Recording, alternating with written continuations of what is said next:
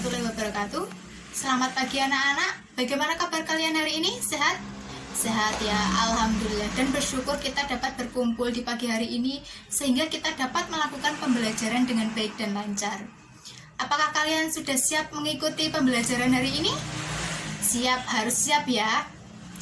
Perlengkapannya sudah disiapkan kan? Sudah, ya sudah.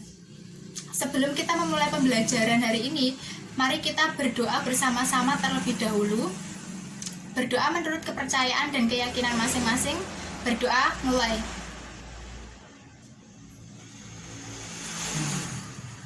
Berdoa selesai. Baik, Ibu akan mengecek kehadiran kalian. Apakah di sini ada yang tidak hadir di kelas ini? Nihil? Nihil, alhamdulillah. Sebelum memasuki pembelajaran pagi hari ini, Ibu meminta kalian semua untuk berdiri. Silakan berdiri. Sudah berdiri semua? Sudah. Mari kita menyanyikan lagu Indonesia Raya supaya semangat nasionalisme kita semakin berkembang. Baiklah, kita mulai. 1, 2, 3.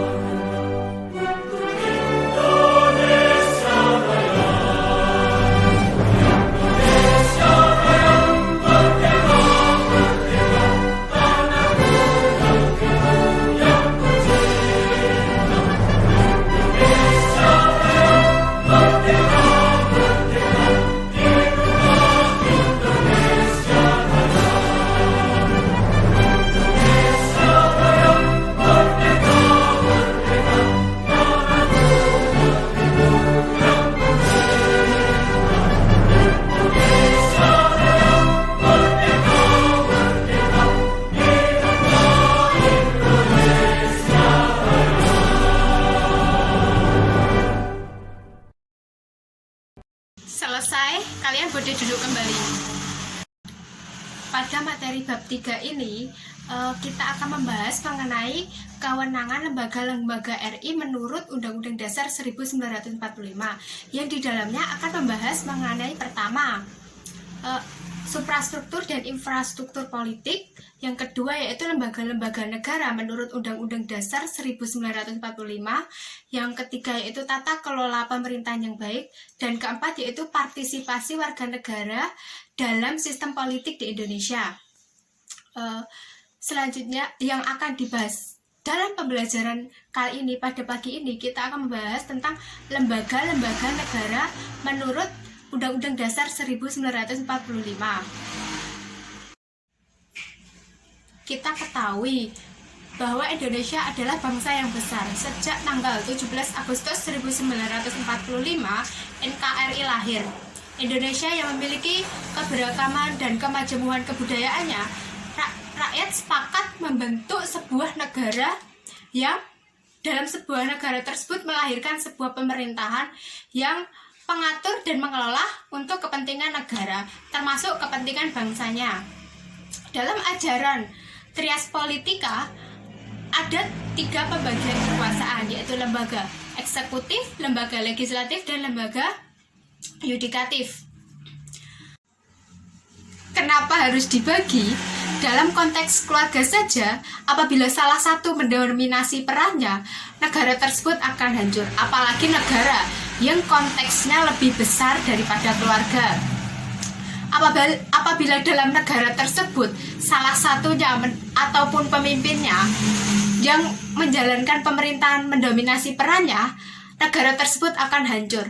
Tentu saja Indonesia tidak ingin negara NKRI yang telah didirikan sejak tahun 1945 hancur.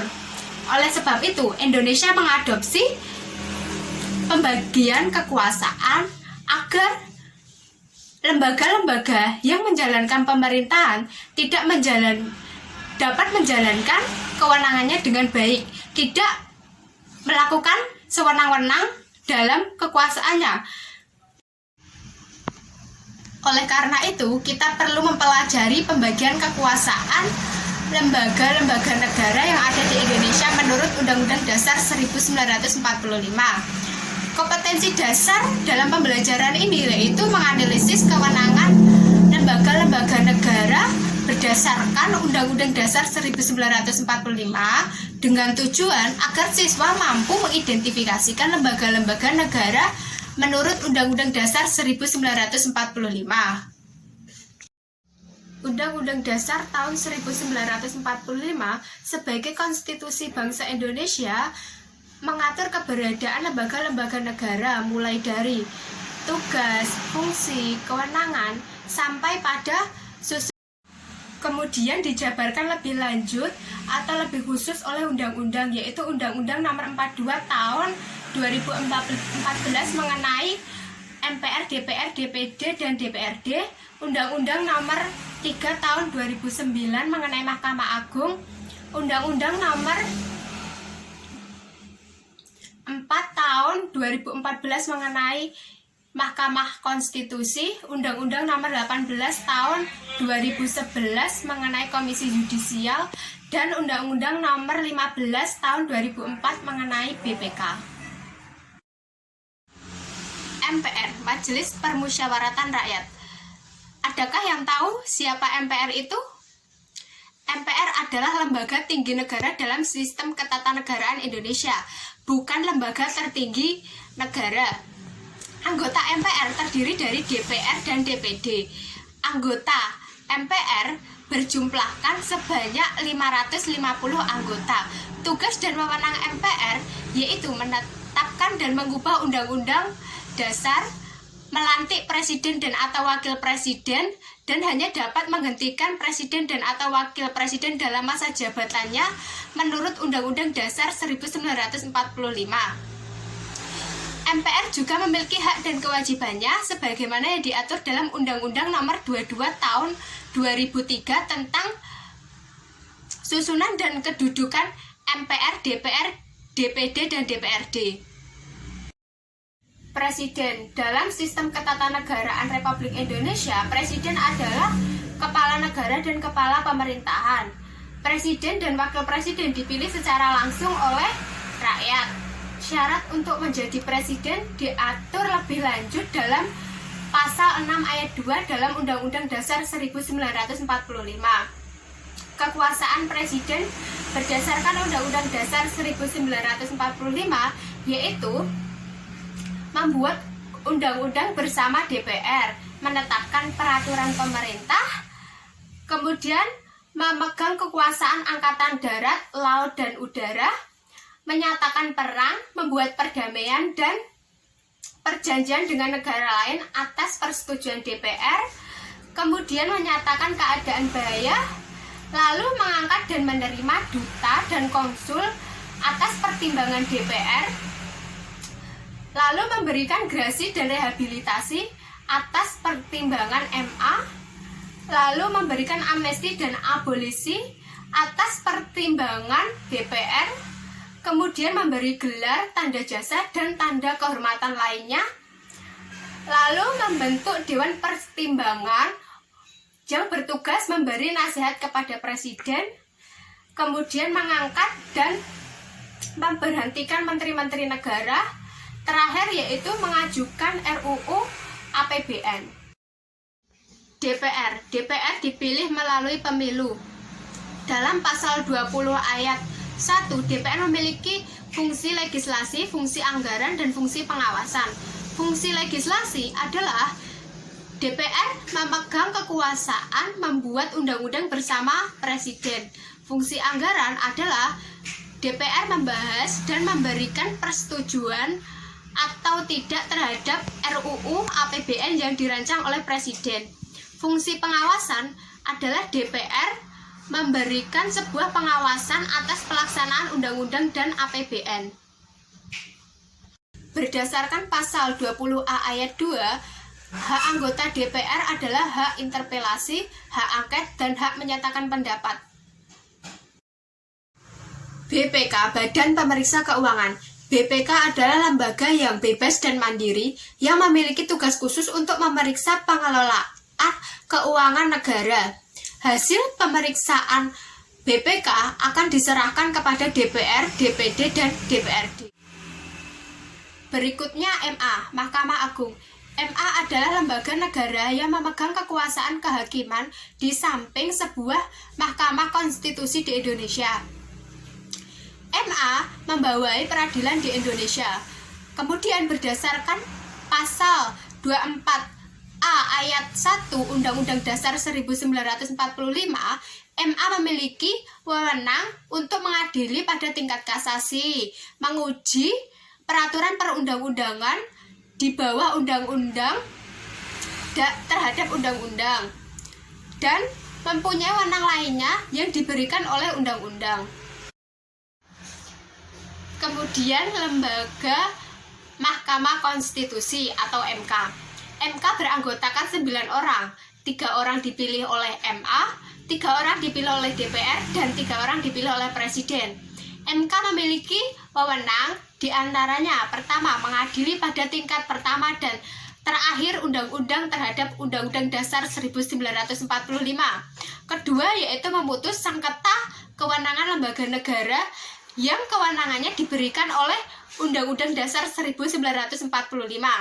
Ketiga, yaitu memutus pembubaran partai politik. Keempat, yaitu memutus hasil perselisihan tentang pemilu. Dan kelima, yaitu memberikan putusan atas pendapat DPR mengenai pelanggaran presiden dan atau wakil presiden terhadap Undang-Undang Dasar. KY, Komisi Yudisial. KY adalah lembaga negara yang mandiri yang dibentuk oleh Presiden atas persetujuan DPR. KY berwenang untuk mengusulkan pengangkatan hakim agung serta menjaga dan menegakkan kehormatan, keluhuran, martabat, dan perilaku hakim. DPD, Dewan Perwakilan Daerah. DPD merupakan bagian keanggotaan MPR yang dipilih melalui pemilu dari setiap provinsi. DPD merupakan wakil-wakil provinsi. Anggota DPD berdomisili di daerah pemilihannya. Selama bersidang, bertempat tinggal di ibu kota negara RI.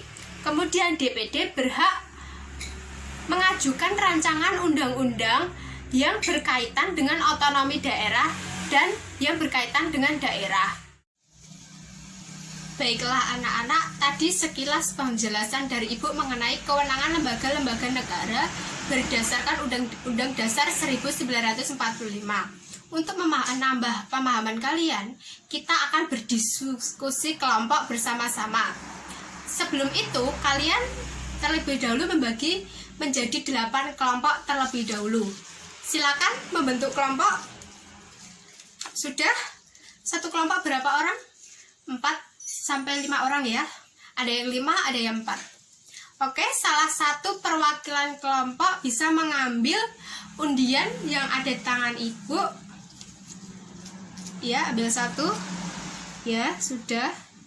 Ya, sudah. Nanti sebelum dibuka, nanti di dalamnya itu ada salah satu lembaga negara. Contoh semisal MPR atau DPR. Nanti untuk itu kalian mencari informasi lebih lanjut mengenai lembaga-lembaga negara yang kalian dapatkan tadi.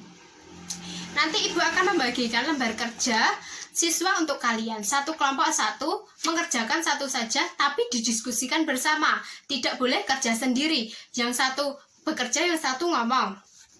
Kemudian sebelum berdiskusi bersama, kalian bisa membaca terlebih dahulu materi dalam buku paket yang kalian bawa di bab 3 mengenai kewenangan lembaga-lembaga negara berdasarkan Undang-Undang Dasar 1945. Silakan, ini bisa diambil satu-satu.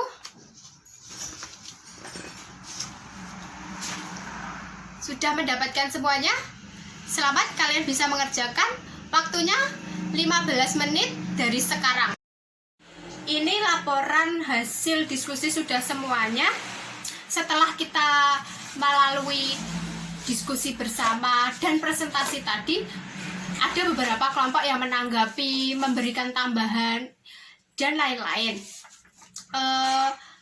Lalu setelah kita tadi menjelaskan penjelasan dari Ibu, lalu berdiskusi bersama, mendengarkan informasi dari teman kalian lainnya, apa sih kesimpulan dari pembelajaran hari ini? Siapa yang mau jawab? Silakan.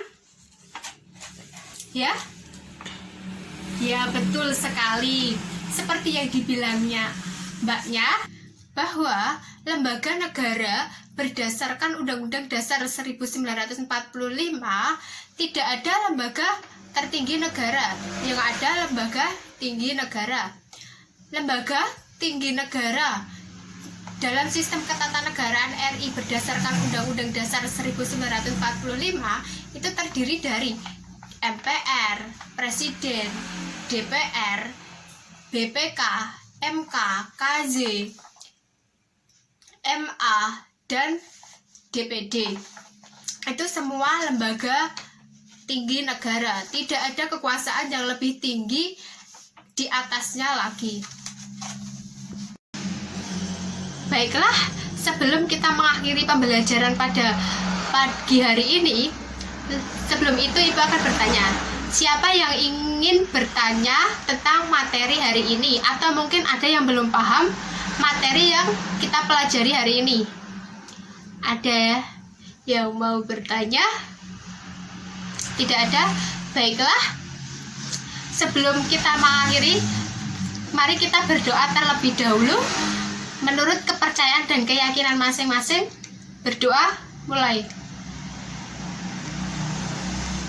Berdoa selesai. Dan nanti setelah sampai rumah, kalian harus tetap mempelajari materi yang kita pelajari hari ini. Dan minggu depan kita akan mempelajari tentang tata kelola pemerintahan yang baik. Untuk itu kalian harus mempersiapkan diri kalian. Baiklah, terima kasih. Assalamualaikum warahmatullahi wabarakatuh.